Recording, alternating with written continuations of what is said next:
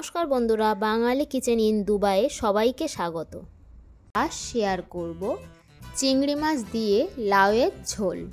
কম মশলা এবং অল্প তেল দিয়ে এই রেসিপিটা বানাবো।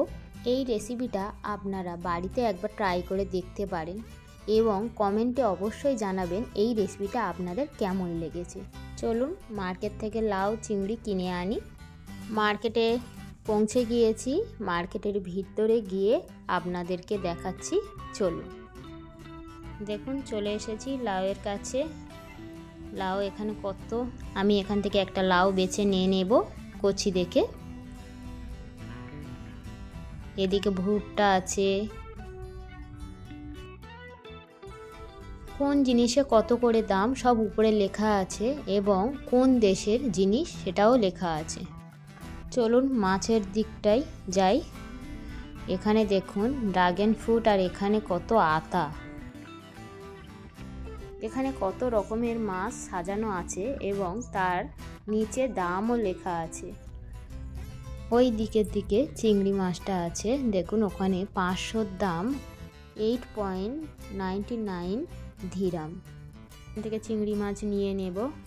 চলুন এবার বাড়িতে গিয়ে আপনাদের রেসিপি দেখাবো। রেসিপি বানানোর জন্য একটা আলু আর একটা লাউ নিয়ে নিয়েছি। প্রথমে লাউটাকে ক্লিনারের মাধ্যমে ছাড়িয়ে নেব। এইভাবে পুরো লাউটাকে ছাড়িয়ে নেব।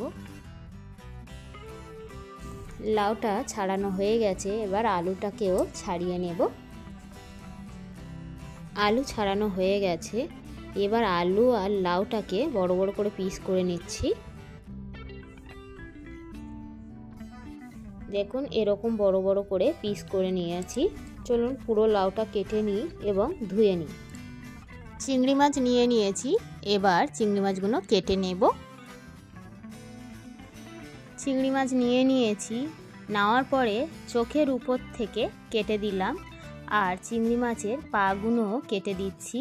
আমি এখানে মাছ কাটার কাঁচি নিয়ে নিয়েছি, আপনারা চাইলে এখানে বটি নিয়ে নিতে পারেন। কাঁচি দিয়ে চিংড়ি মাছ কাটতে আমার সুবিধা বলে মনে হয়, সেই জন্য আমি কাঁচি নিয়ে নিয়েছি।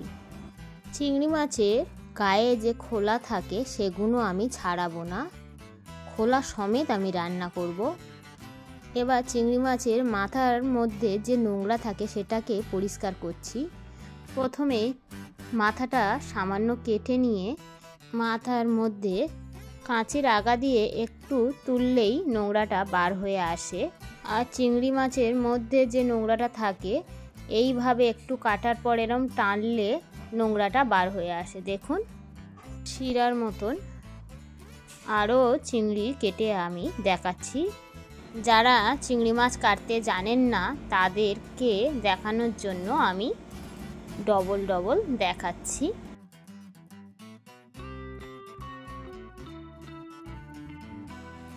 সব চিংড়ি কাটা হয়ে গেছে, এবার ধুয়ে নেব। এদিকে স্টিলের প্যান বসিয়ে দিয়েছি। প্যানটা গরম হতে সামান্য সর্ষের তেল দিয়ে দিলাম। সর্ষের তেলটা গরম হতে 5 ফোড়ন দিয়ে দিলাম। 5 ফোড়নটা একটু নেড়ে চেড়ে দিচ্ছি। দেওয়ার পরে প্যানটার মধ্যে সর্ষের তেলটা চারিদিকে করে দিচ্ছি। এবার কেটে রাখা পেঁয়াজ দিয়ে দিচ্ছি। পেঁয়াজটা হালকা লাল করে ভেজে নেব। হালকা লাল করে ভাজা হয়ে গেছে, পরিমাণ মতো নুন দিয়ে দিচ্ছি, হলুদ দিয়ে দিচ্ছি, জিরের গুঁড়ো দিয়ে দিচ্ছি আর এখানে আদা রসুন কাঁচা লঙ্কা বাটা দিয়ে দিচ্ছি পরিমাণ মতন। দিয়ে একসাথে সব মশলা কষিয়ে নিচ্ছি যাতে কাঁচা গন্ধটা চলে যায়। সামান্য জল দিয়ে দেব যাতে মশলাটা না পুড়ে যায়। ভালো করে মশলাটাকে কষিয়ে নিতে হবে। মশলা কষানোর সময় গ্যাসের ফ্লেমটাকে অবশ্যই লো থেকে মিডিয়ামে রাখতে হবে। মশলা কষানো হয়ে গেছে, এখানে একটা কাঁচা লঙ্কা দিয়ে দিচ্ছি। আদা রসুন পেস্টের সাথেও কাঁচা লঙ্কা দিয়েছিলাম। আমি কিন্তু এখানে গুঁড়ো লঙ্কা ব্যবহার করিনি, আপনারা চাইলে ব্যবহার করতে পারেন। এবারে নুন হলুদ মাখিয়ে রাখা চিংড়িটা এর মধ্যে দিয়ে দিচ্ছি। দিয়ে মশলার সাথে চিংড়ি মাছটাকে হালকা ভেজে নেব। ভাজা হয়ে গেছে, এবার কেটে রাখা লাউ আর আলু দিয়ে দেব।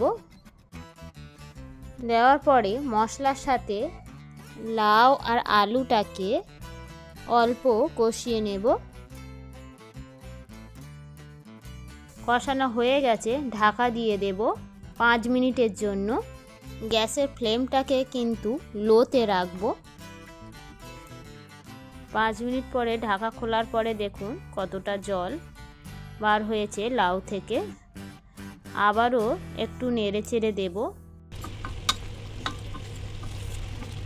নেড়ে চেড়ে দেওয়ার পরে গরম করে রাখা জল দিয়ে দিচ্ছি। এই বাটিতে চিংড়ি মাছ মাখিয়েছিলাম, সেই জন্য জলটা হলুদ। জল দেওয়ার পরে একটু নেড়ে চেড়ে দেওয়ার পর ঢাকা দিয়ে দিচ্ছি আবারও 5 মিনিটের জন্য।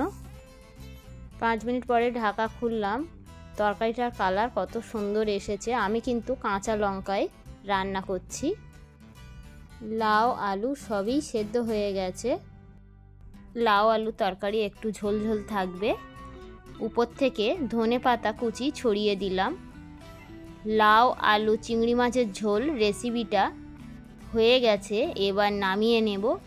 এই রেসিপিটা আপনারা বাড়িতে একবার ট্রাই করে দেখবেন। রেসিপিটা খুবই টেস্টি হয় এবং শরীরের পক্ষে খুবই উপকার।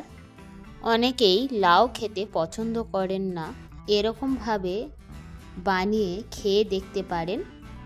আশা করি ভালো লাগবে। যদি এই রেসিপিটা আপনাদের ভালো লাগে তাহলে অবশ্যই কমেন্ট করে জানাবেন। ভালো থাকবেন, সুস্থ থাকবেন।